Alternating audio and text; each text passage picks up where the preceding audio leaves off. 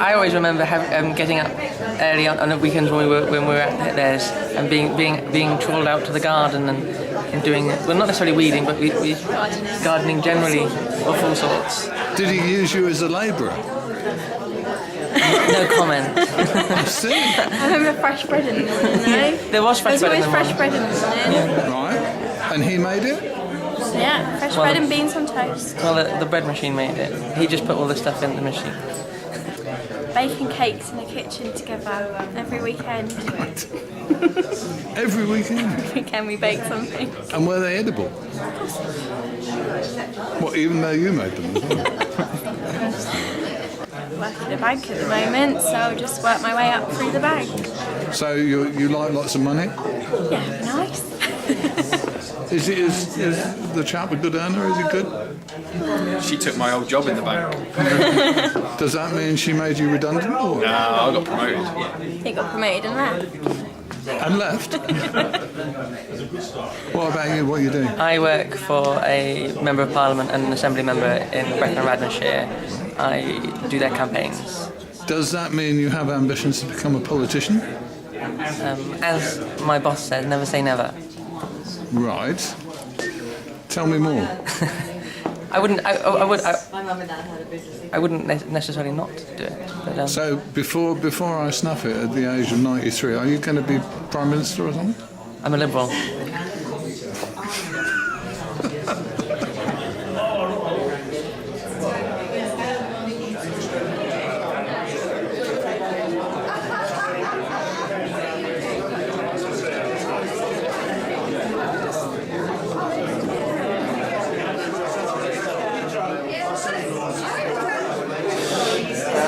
John and Aunt Ingrid, a happy 50th anniversary. Right. It's absolutely amazing, and good luck to you both. I'm Glenn. Yeah. His nephew. This is Harry. So what's that then? His nephew. He's great Nephew. Great nephew. Yeah. How old is Harry? 11 He's months. 11 months old, so he's a year in 11 days' time.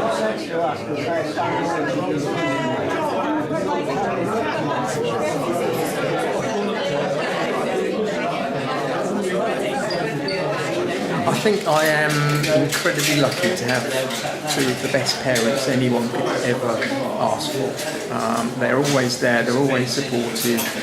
No matter what it is, you can pick up the phone and panic, worry. And no matter how bad or good things are, there to join in with supporting you when things are bad and enjoying your celebrations as well when things are good too. So it can't go wrong.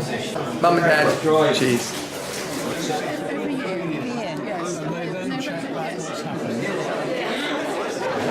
About Mum and Dad and their attitude to life, because you don't get to 50 years of being married without being a bit determined, do you?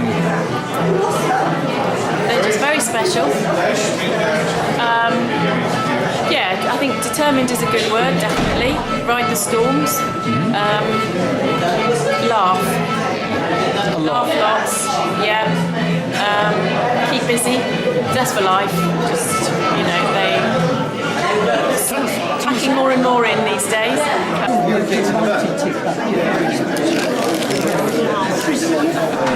He was a lovely, gentle, quiet boy. And the first thing I really remember him is he used to play with his plasticine. He would make football figures in all the colours, and he'd just sit hours doing this modelling thing. And my mother always said that John was exceptional because he was a quiet, gentleman. And I think she was right, but I think, as I put in their card, they're both exceptional to have lasted 50 years, because it was the only one of her kids that did. You're pretty fond of your sister-in-law as well. Yes, yeah. Yes, I've known her since she was 14. Yes, they're both lovely.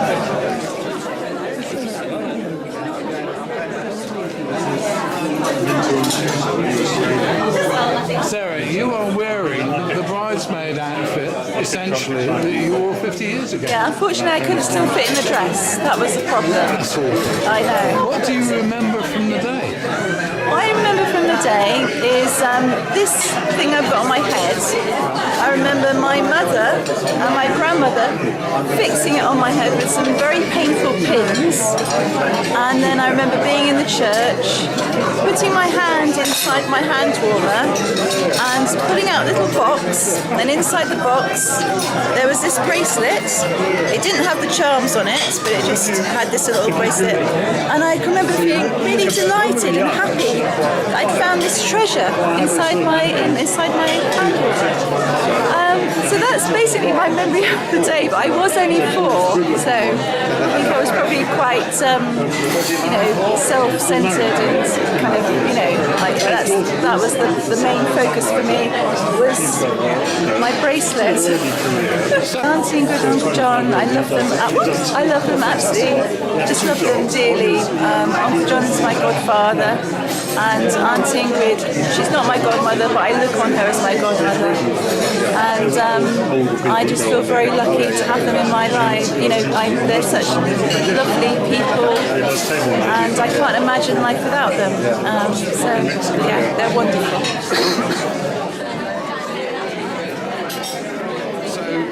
Your sister has been married to her husband for 50 years. That's a terribly long time, isn't it?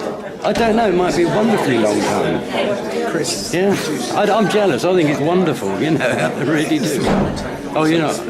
Yeah, I am. Oh. Yeah, because you've got to be part I'm not being in. Well, you're quite important, actually. You are the brother of the bride. Yes, true. What can you say to that? That's Not a lot. pretty Yeah, good. no, it's good. I'm very pleased. Yeah. There you go. Done. This way.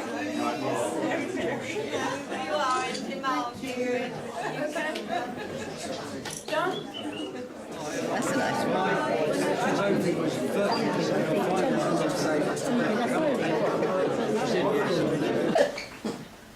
I've got to look at my notes.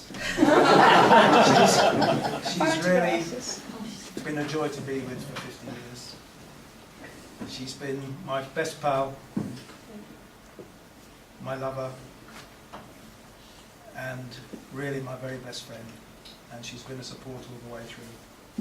So,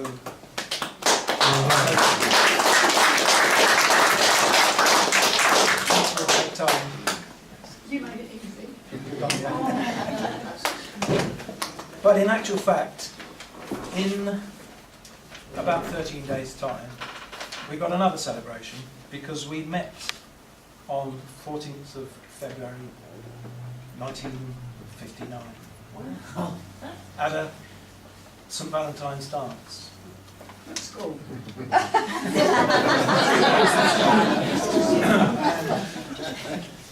I was in Maidenhead with some pals and we went to a Valentine's dance and it wasn't any good at all.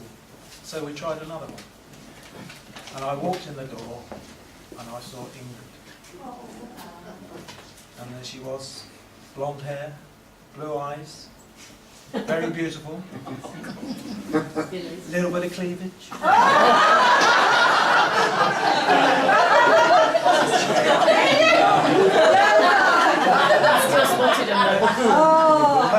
Pale blue flowery dress. I even remember that. I seem to have got that wrong. The rest was right. But anyway. Was that other girl? Anyway, I think during the evening, we danced all the evening together. And I was sort of completely done for. But then she wouldn't let me walk her home. And 2 weeks later, we bumped into each other in Maidenhead by chance. And we've had all these years ever since. So thank you, darling, for 50 years of your life. It was fabulous. Vendange.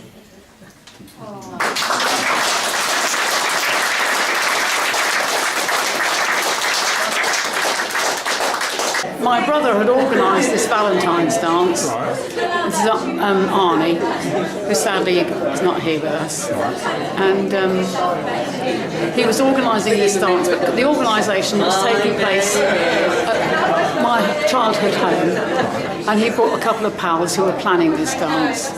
And so I'm sitting there listening to my big brother talking about this dance. I thought, oh, I'm going to go to this. And so I said, oh, can I come on? He said, no, you can't. And I said, why? Well, I'm not taking you nor my sister. And I thought, oh, don't you?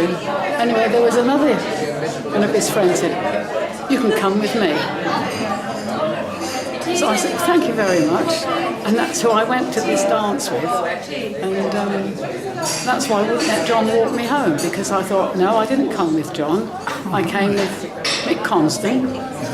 Although I didn't see much of him throughout the evening, because he was busy with his pals and he didn't dance. So I was dancing with John. And when it was time to cut. And then you didn't, did you scheme to meet him another time? Or was it just an accident? Yes, I went into the Maidenhead a couple of weeks later. In fact, it was on the 28th of February.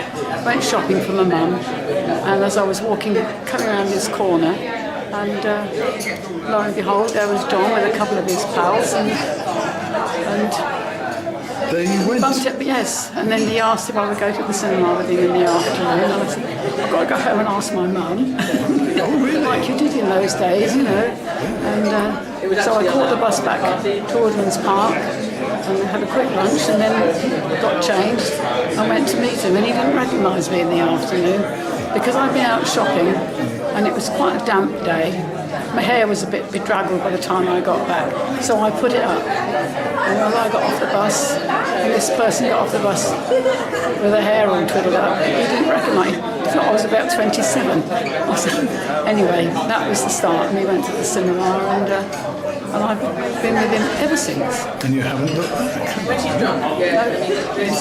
So the big question, after 50 years of matrimony, would you do it all again? I would, most definitely, yes. As I don't ever want it to end. Full of so many, many happy memories, and it's wonderful. All these people are here to celebrate this special day, and the people have travelled from all over the country to be here in this terrible weather we've been having. And I feel very honoured that they've taken that time to come and to be with us today. I love everyone. It's lovely to be in this room full of warmth with these lovely people that were here. It's been excellent. We've had a great time. We danced in all the halls from Hammersmith to Reading after we met, and then we got married, and it's been good. It's been good. And you've lived in several different places? We've lived in 6 or 7 different places, and we're in between at the moment, but we're looking at that, but the place doesn't matter really, although some of them have been important. And today has been terrific, hasn't it? Yeah, we've had a really great time. You worry about how it's all going to go, but I think everyone's enjoyed it, and we've had a good time. You of course can't spend enough time with everybody, it's just impossible. But I think everybody understands that. The final question. Yep. 50 years of marriage, if you had your time again, would you do it all again? Yeah, I would, yeah, definitely. We've had a good time. I think it's all down to trust and truth and tits.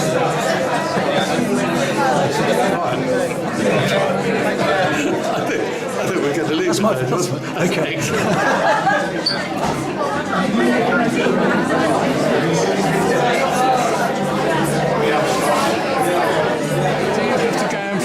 Tash wax and things like that?